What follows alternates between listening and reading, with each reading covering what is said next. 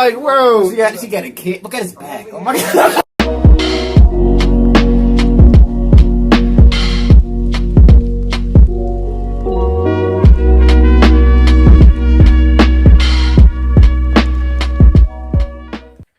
Hey, what's up, y'all? Welcome back to another reaction. This is the British Crusade against slavery. You guys have requested this a long time ago in our other video with Thomas. I think it's Thomas Sowell. I used to say Sowell. Thomas Sowell is blowing up. You know, him talking about like the actual implications of slavery and how this was like a common thing throughout humanity, and that the moral implications of it haven't been questioned until like the 21st century, the beginning of the 20th century, or early 20th century. Yeah, man.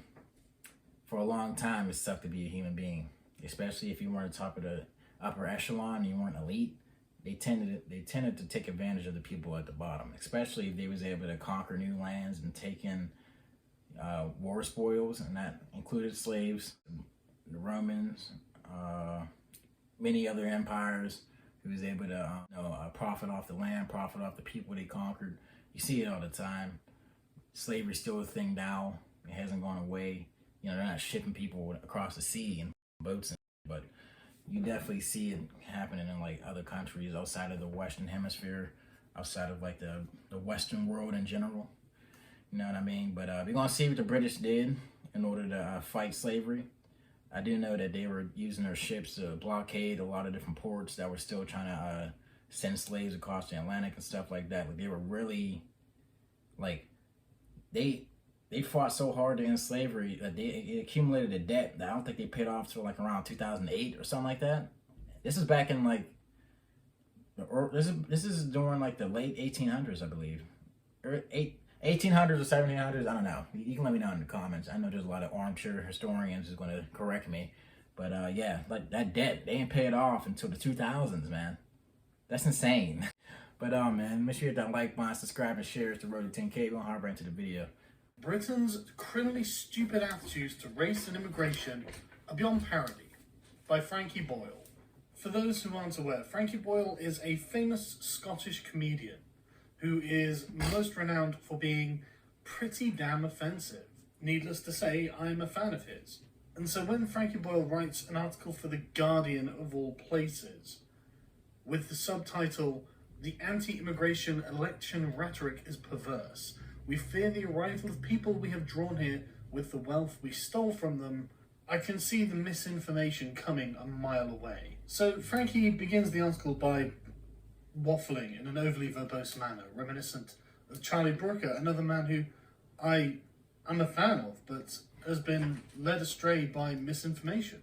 And it's full of these sort of contradictions that I'm sure sounded good when he was writing them, but when you actually think about it, are rather silly. I mean, here he is pointing out the irony of the leaders being nationalist and warning about the Scottish National Party, after making a crack about how the Scottish discovered penicillin, and taking credit for this for some reason. And for some reason, he seems to mix up the concepts of trade and immigration. But these really aren't very important. I'm not even bothered that he just assumes that an Australian-style point system for immigration will obviously be a racist system that caters exclusively to white people. You know, this is despite the fact that a Cambridge economics professor has warned the sheer scale of immigration has caused problems for the UK's infrastructure, which was largely built in the 70s. But you know what? None of that really bothers me. What really bothers me is Frankie Boyle's attempt to make British people feel ashamed of Britain's involvement in the slave trade. That really gets my goat, because Britain's involvement in the slave trade is one of the most proud accomplishments of British history. And I know what you're thinking, oh my goodness, slavery is bad. And that's correct. Which is why the British ended it. For everyone. If we just take a cursory look at the subject, you can see how it is not nearly as cut and dried as Frankie makes it out to be. Even the very word slave comes from Slav, because of the sheer number of Slavs taken as slaves by conquering peoples. But Frankie is trying to drum up white guilt. So let's talk about African slavery. The The Portuguese were the first Europeans to start exploring the West African coast, and they did indeed capture African natives to be brought back to Portugal as items of curiosity. Europeans who travelled to Western Africa discovered that Western Africa had civilizations of its own. For example, a Dutch visitor to Benin City wrote in around 1600, "As you enter it, the town appears very great. You go into a great broad street, not paved, which seems to be 7 or 8 times broader than the warmost street in Amsterdam.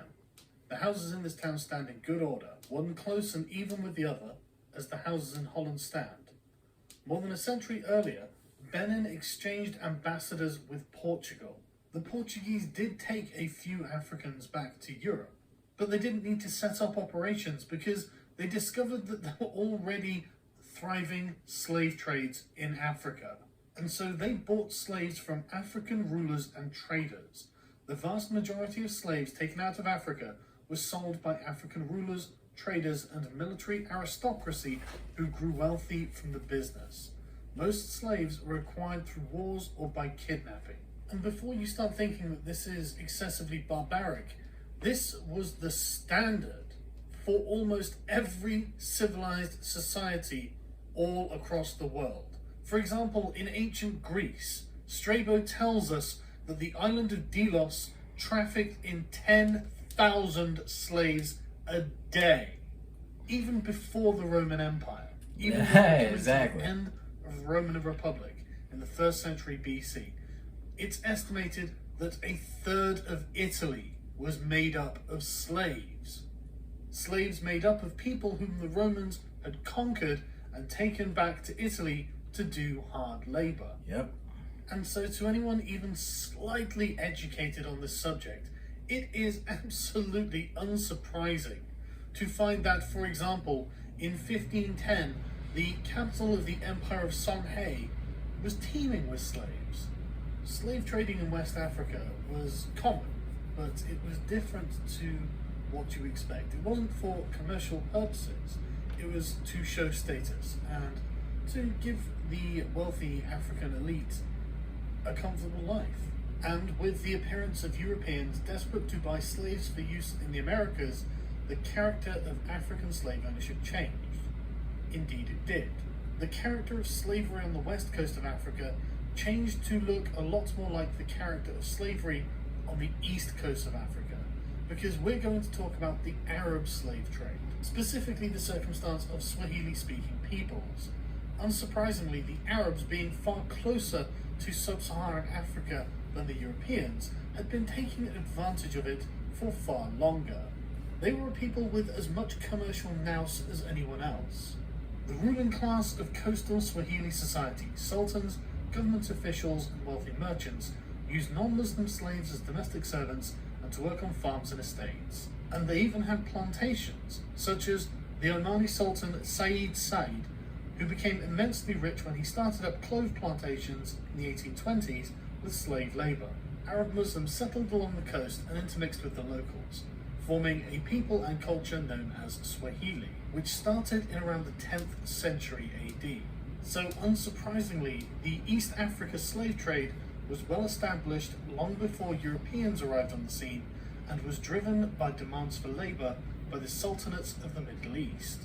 You might be thinking, well, that's interesting. If the Arabs had been in Africa for about 1,000 years, taking sub-Saharan African slaves, why isn't there a very large population of black people in Arabia? And the answer to that is that the Arabs used to castrate them, cock and balls entirely, a practice that was supposed to have ended in 1962 when Christ. slavery was finally outlawed in places like Saudi Arabia. This, of course, does not mean that the trade has actually stopped. It is still going on today. It's impossible to know exactly how many slaves the Arabs took from sub-Saharan Africa on the east coast, but one historian produced a total of 17 million slaves. Jesus Christ. I doubt it was that high, but again, I want to say that many people when they it was for castrated over all of them? 1,000 years that this was happening. The point is that slavery was ubiquitous. No matter where on earth you travelled, you found slaves. In Europe, in China, in the Middle East, in the New World, in India, in Scandinavia, in Africa. Slavery was as common an institution as animal husbandry. Yeah, you shouldn't be surprised, man. Even in Mesoamerica with the Aztecs, they had certain cities that they wouldn't even conquer because they wanted to be able to attack them and kidnap their peoples for their ritual sacrifices that they believe kept the universe going. They had to give blood to their god. He was fighting his, I think it was his brother and sister, or it might have been his sister, his picture of Potle fighting his sister, another god, and he felt like they had to sacrifice human beings in order to continue the sun to rise and the sun to rise and the sun to set every day. You know, I'm not surprised, but to hear that they castrated them, Jesus Christ, man, balls and everything. You gotta think like how many people that could have been, like how many generations that's just gone down the drain like that. Like, for him to say that it's still going on, that's just like one of the things I was talking about. Like, I'm not surprised at all. Those are places that we don't necessarily even talk about all the time because we're so caught up in this bubble we have, you know, and like people that live in the West, we don't talk about this type of stuff on the news. You know what I mean? It's just that's insane. The only thing that separated the Christian nations of Western Europe from anyone else on Earth was the efficiency with which they could transport taken slaves. And it should come as no surprise that this was made possible by advances in technology that the rest of the world simply didn't have. The most common number I could find regarding the total number of slaves taken from Africa by Europeans was 11 million, and that is in about a 400-year time span. Portugal took the most slaves, with over 4.5 million transported to the New World. Then Britain with over 2.5 million, then Spain and France totaling just under 3 million. And just so no one is under any illusions, the transatlantic slave trade must have been close to hell on earth. Slaves were taken from Africa and packed into conditions so disgraceful and disgusting, it is unsurprising that there was such a high mortality rate for the crossing. As offensive as this is to look at, we have to remember that this is a consequence of dehumanization. The slaves were not people, they were chattel. Yeah, it will obviously come as absolutely no surprise that the driving motivation behind slavery was economic. Portuguese merchants traded with Africans from trading posts they set up along the coast. They exchanged items like brass and copper bracelets for such products as pepper, cloth, beads and slaves, all part of an existing internal African trade. But the transatlantic slave trade really took off when Christopher Columbus discovered the New World. The Portuguese initially had a monopoly on the slave trade, but this was broken in the 16th century when England, followed by France and other European nations, entered the trade. Unsurprisingly, this was a massively profitable trade for everyone involved except the slaves. Africa's rulers, traders, and military aristocracy protected their interest in the slave trade. They discouraged Europeans from leaving the coastal areas to venture to the interior of the continent. European trading companies realized the benefit of dealing with African suppliers and not unnecessarily antagonizing them. The companies could not have mustered the resources it would have taken to directly capture the tens of millions of people shipped out of Africa. It was far more sensible and safer to give Africans guns to fight in the many wars that yielded captives for trade. The slave trading network stretched deep into Africa's interior. Slave trading firms were aware of their dependency on African suppliers, and these African suppliers were making insane amounts of money.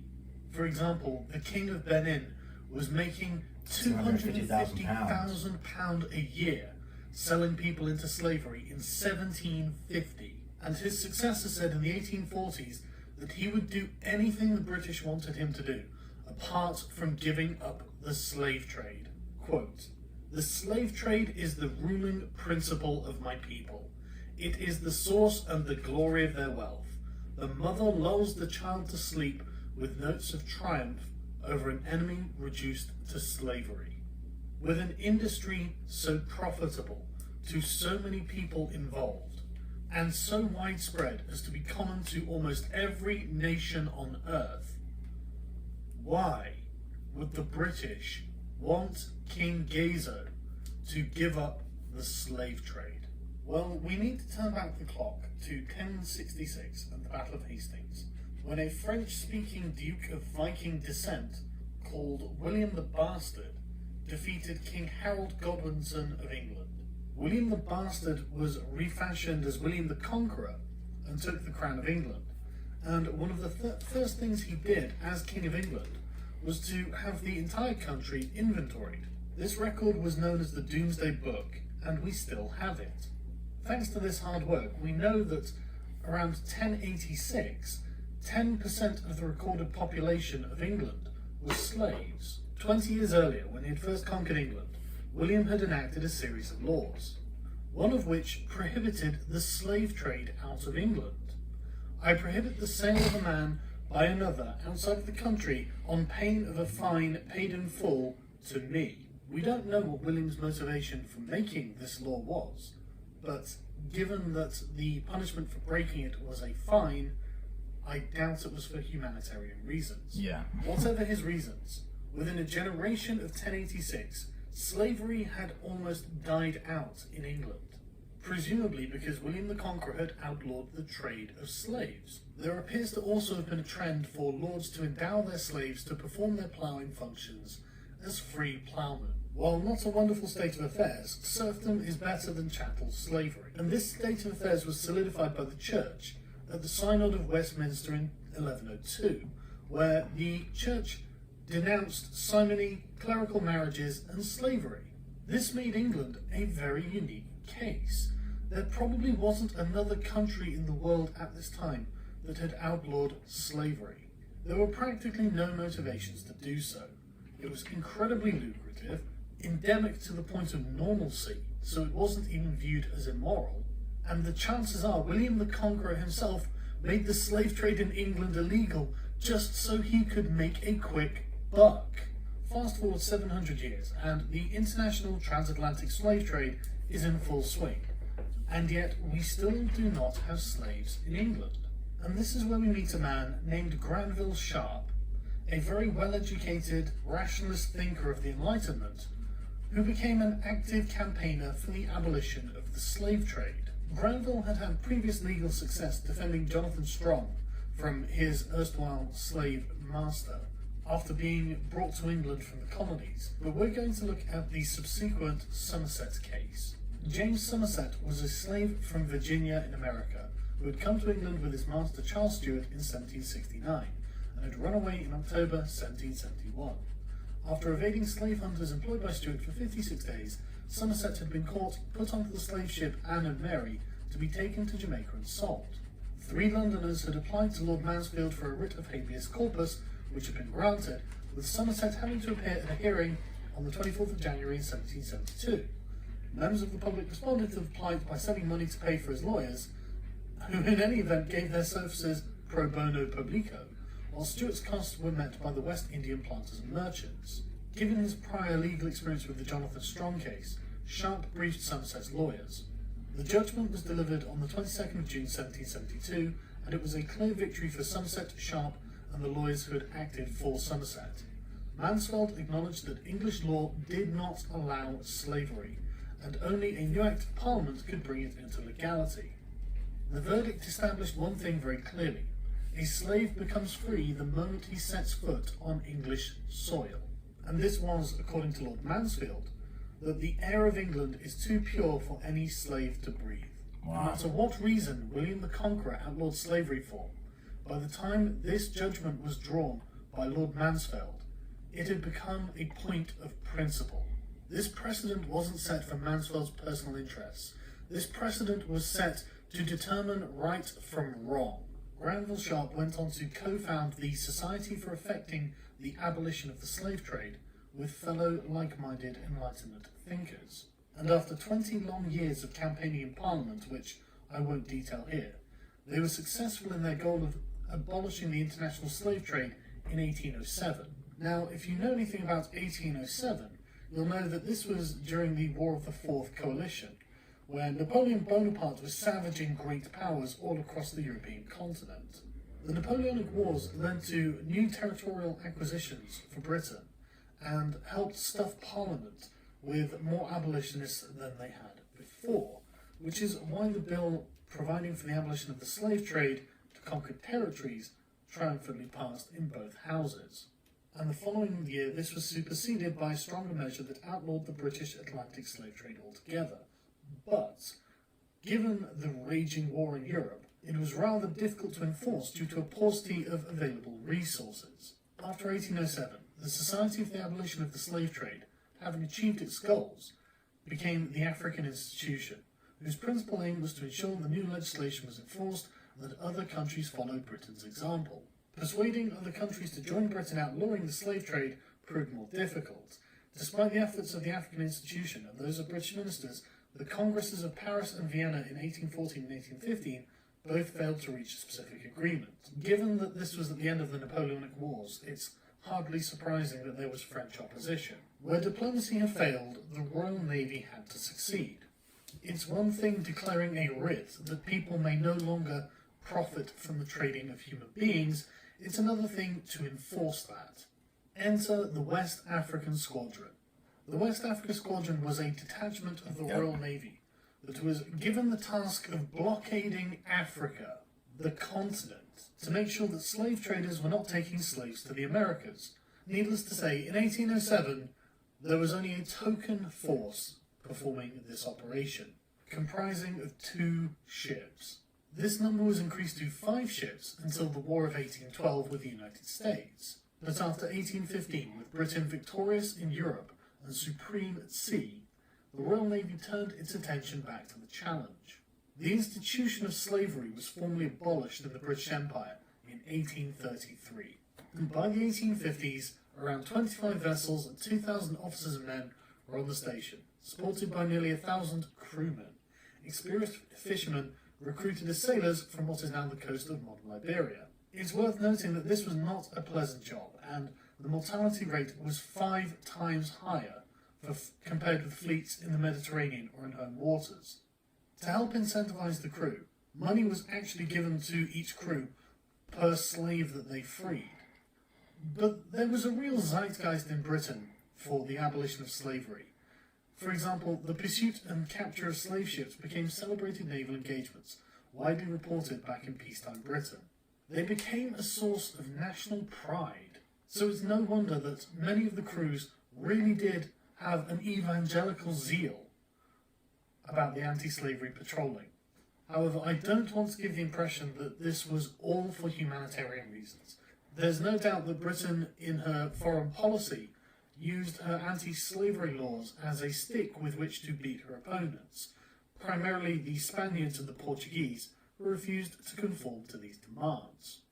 Britain demanded Spain, Portugal, and the very new nation of Brazil to declare slave trading to be piracy. And while these nations paid lip service to these principles, they failed to enforce them, which led to a British blockade of Brazil by 1850, which of course forced the nascent Brazilian Empire to capitulate. And it didn't end there. In the 1860s, David Livingstone reports of Arab atrocities against enslaved Africans stirred up the interest of the British public, reviving the flagging abolitionist movement. Throughout the 1870s, the Navy attempted to suppress this abominable Eastern trade at Zanzibar in particular. Needless to say, the British Navy continued their mission against the slavers across the Indian Ocean. The abolition of slavery became the British project. It captured the hearts and minds of the entire country, from the highest lord to the lowest peasant. This is certainly how the British saw it. For example, this spirit of chivalry, we see it in acts of heroism by land and sea in fights against the slave trade. Alfred Tennyson, the unweary, unostentatious, and inglorious crusade of England against slavery, may probably be regarded as among the 3 or 4 perfectly virtuous pages comprised in the History of Nations. William Lecky. All of this was done against the vested financial interests of hundreds of thousands of people. Entire nations were against the idea of abolishing slavery and the slave trade. The very notion was alien to the human existence until Britain made it happen.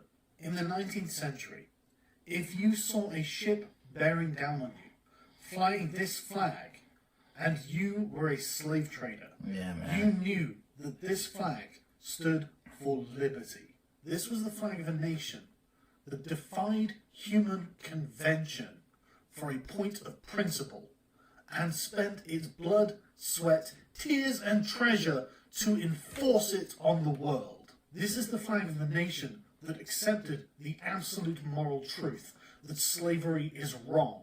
No matter what riches can be amassed, no matter what power can be gained, no matter the cost, slavery had to be abolished.